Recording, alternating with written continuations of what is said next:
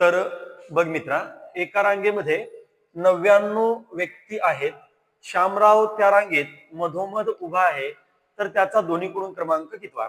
मधोमध उभ्या असणाऱ्या व्यक्तीचा दोन्हीकडून क्रमांक कसा काढायचा पहा.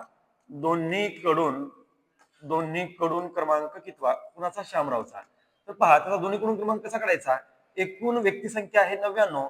99 मध्ये 1 प्लस करा आणि भागिले 2 करा. 99 प्लस 1 100 आणि 100ला जर 2 भागलं तर बे पंचे 10 आणि समोरचा एक 0. म्हणजे या ठिकाणी या रांगेमध्ये शामरावचा दोन्हीकडून क्रमांक किती असला पाहिजे? त्याचं उत्तर आहे 50. तर त्याच प्रकारचा दुसरा एक प्रश्न पहा. 127 मुलांच्या रांगेत राकेश मधोमध उभा आहे, तर राकेशचा उजवीकडून क्रमांक कितवा? मग त्याचा मधोमध आहे ना तो, मग उजवीकडून क्रमांक विचारला. उजवीकडून क्रमांक कितवा? उजवीकडून विचारला काय, डावीकडून विचारला काय, किंवा दोन्हीकडून विचारला काय? एकच उत्तर येईल, कारण तो मधोमध उभा आहे.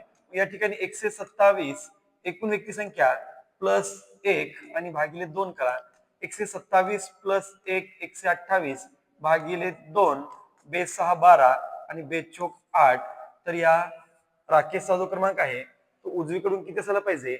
तर असायला पाहिजे 64, जे की पर्याय क्रमांक 4 मध्ये आहे. तर मित्रा, हे 2 प्रश्न होते माझ्यासाठी.